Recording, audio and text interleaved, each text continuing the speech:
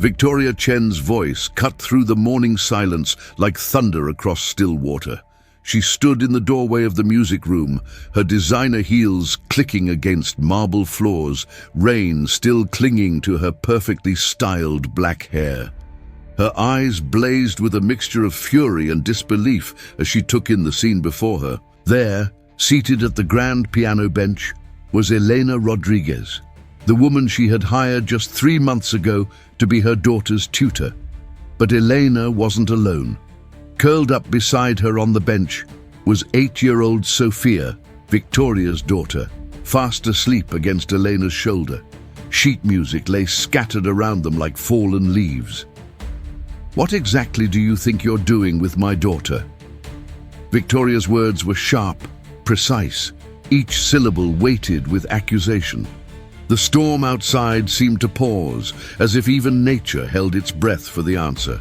Elena looked up slowly, careful not to wake Sophia. Her brown eyes were calm but alert, the eyes of someone who had weathered many storms before this one. She had been waiting for this moment, though she'd hoped it wouldn't come quite so soon. "She couldn't sleep," Elena said softly, her voice barely above a whisper. "The nightmares came back. She found me practicing and asked to stay." Elena's hand rested protectively on Sophia's back, feeling the gentle rise and fall of peaceful breathing. Victoria's jaw tightened. She had hired Elena Rodriguez 6 months ago, shortly after her husband Marcus's sudden death in a car accident. Sophia had been struggling with grief, withdrawing from friends, refusing to eat, screaming herself awake most nights. Therapist after therapist had tried and failed to reach her. "I don't care about her excuses," Victoria snapped. "You're the tutor, not her mother. There are boundaries, professional standards. She gestured at the scene. "This is inappropriate." Elena's voice remained steady, though something flickered behind her eyes. "She was crying, Mrs. Chen. Real tears, not the silent kind she usually cries. She told me she missed her father's lullabies." "That's not your concern," Victoria replied coldly. "Pack your things. You're terminated, effective immediately." For a moment, Elena said nothing. She looked down at Sophia, still sleeping peacefully for what might be the first time in months. The child's face was relaxed, her small hand clutching a piece of sheet music like a security blanket. "I understand," Elena said finally, gently lifting Sophia and settling her on the cushioned window seat. The little girl stirred but didn't wake. Elena gathered the scattered music sheets, her movements careful and quiet. Victoria watched, her anger warring with something else she couldn't quite name. Guilt, perhaps, or recognition of something she didn't want to see. "The agency will send a replacement," Victoria said, though her voice had lost some of its edge. "Someone more appropriate." Elena picked up her worn leather satchel and moved toward the door. As she passed Victoria, she paused. "Mrs. Chen," she said quietly. "Sometimes what looks inappropriate is just what love looks like when it shows up unexpectedly." Victoria's face hardened again. "Don't lecture me about my own daughter." "I wouldn't dream of it," Elena replied. She walked past Victoria into the hallway, her footsteps echoing through the vast house. Mrs. Patterson, the longtime housekeeper, appeared at the bottom of the stairs as Eleanor descended. The older woman's eyes immediately went to Eleanor's face, reading the situation with practiced ease. "Miss Rodriguez!" Mrs. Patterson's voice carried 20 years of loyalty to the Chen family, but also something warmer. "Is everything all right?" Elena managed a small smile. "Just a misunderstanding, Mrs. Patterson. Take care of yourself, and take care of Sophia." Outside, the rain had softened to a gentle drizzle. Elena walked down the curved driveway toward the iron gates, her shoulders straight despite the weight of disappointment. Behind her, the Chen mansion stood like a fortress against the grey morning sky, its windows reflecting nothing but empty light. In the music room, Victoria stood alone, staring at the window seat where Sophia still slept. Her daughter's face was peaceful in a way Victoria hadn't seen since before Marcus died. The sheet music Elena had been organizing lay nearby, and Victoria recognized the piece. Chopin's Nocturne in E-flat major, Marcus's favorite. She sat down heavily in the chair beside the window, her perfectly composed exterior beginning to crack. When had she last seen Sophia sleep so peacefully? When had she last seen her daughter smile, really smile? Not the polite little expressions she put on for visitors and therapists. Victoria picked up one of the sheet music pages. In the margin, someone had written notes in careful handwriting. Sophia's tempo. Let her find her own rhythm. She's not broken, just learning to play in a different key. The handwriting was Elena's. Victoria stared at the words, something uncomfortable shifting in her chest. She set the paper down and looked at her sleeping daughter again. 3 hours later, Sophia woke up on the window seat, blinking in confusion. She looked around the empty music room, her small face scrunching with worry.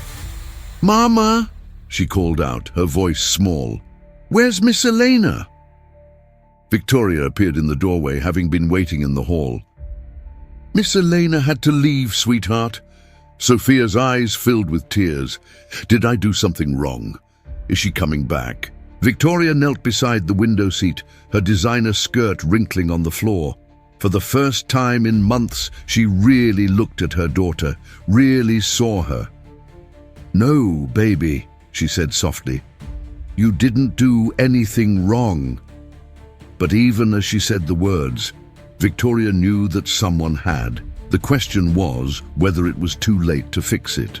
That evening, as twilight painted the sky in shades of purple and gold, Elena sat in her small apartment across town.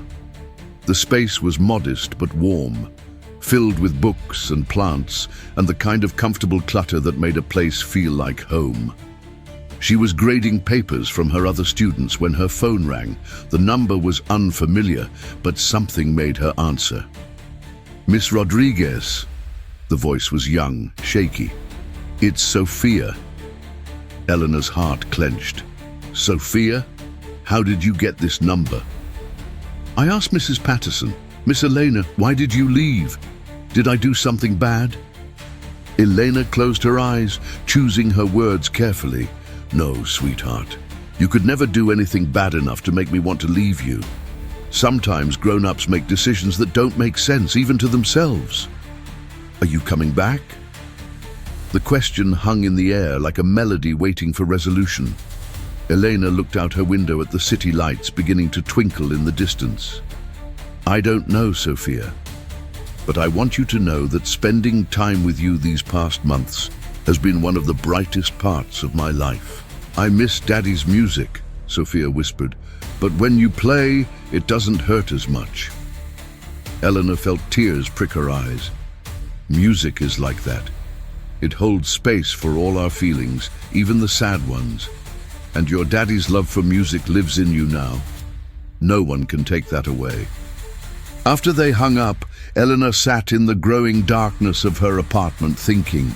She thought about her own childhood, about the foster homes where she'd learned that caring too much was dangerous, about the music teachers who had seen something in her worth nurturing, about the delicate trust of a grieving child who had finally begun to heal. Her phone rang again. This time the number was familiar. "Eleanor." Victoria's voice was different now, stripped of its earlier anger. "We need to talk." The next morning, Elena found herself standing once again in front of the Chen mansion. But this time, Victoria met her at the door, personally, not in the music room where their confrontation had taken place. "I owe you an apology," Victoria said without preamble, "and an explanation."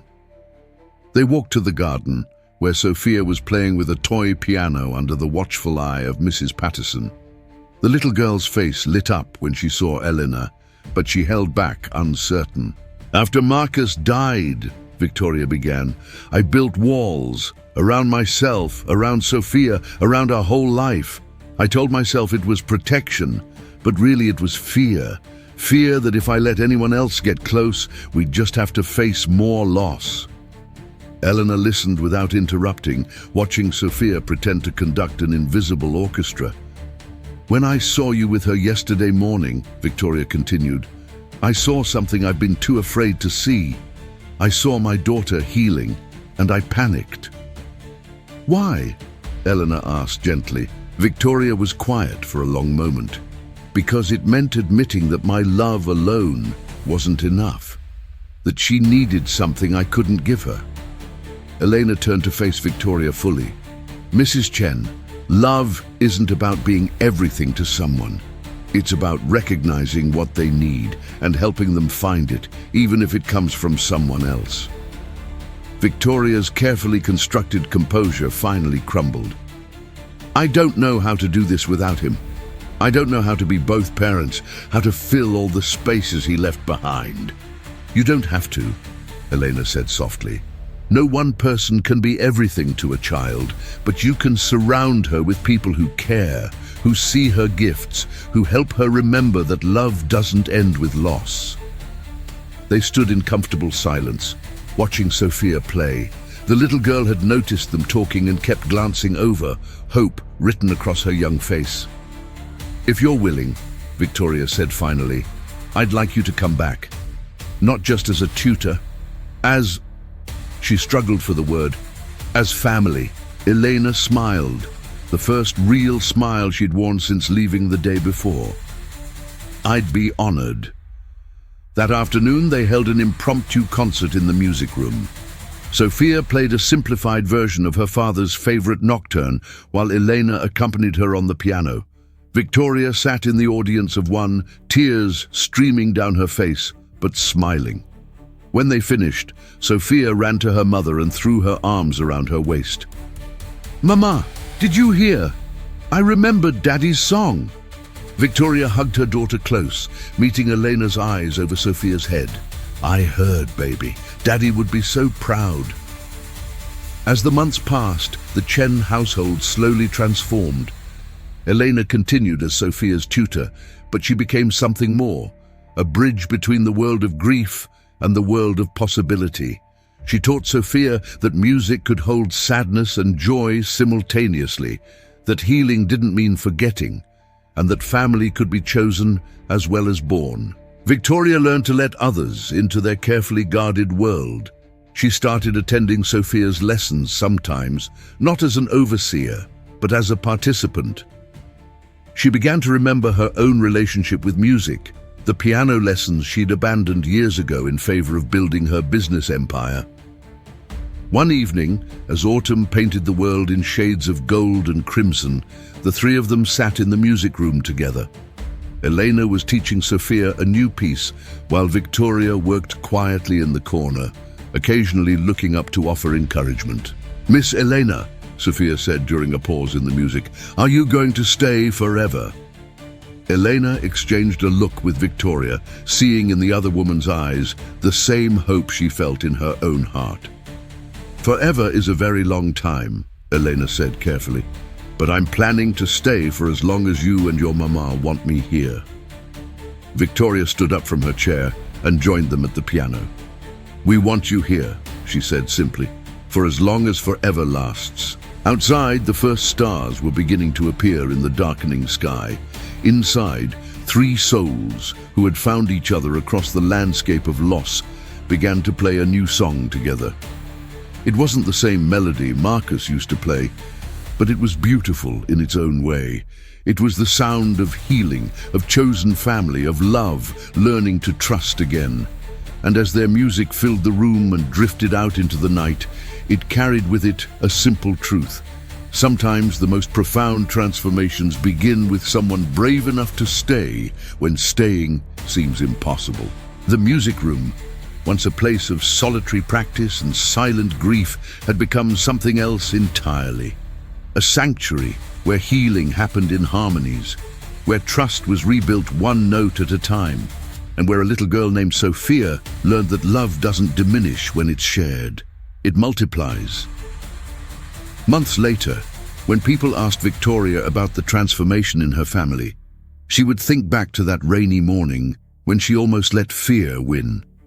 She would remember Elena's quiet courage, Sophia's resilient spirit, and her own journey from isolation to connection. But mostly, she would remember the music, the way it had wrapped around their wounds and woven them into something beautiful. The way it had taught them all that harmony is possible, even after the most devastating discord. And in the evening quiet of their home, as Elena helped Sophia with her scales and Victoria watched from the doorway with a heart finally learning to trust again, the music would play on. A melody of second chances, of chosen family, of love that refuses to be silenced by loss. Because some songs are strong enough to survive any storm, and some families are built not by blood or law, but by the simple decision to show up day after day until staying becomes the most natural thing in the world. The Chen family had found their harmony at last. Not the same song they'd played before tragedy struck, but something new and equally beautiful. A melody of resilience, hope, and the transformative power of letting love find its way home. If Victoria and Elena's story of healing and second chances touched your heart, please give this video a like and share it with someone who needs to remember that families can be built through love and choice, not just blood.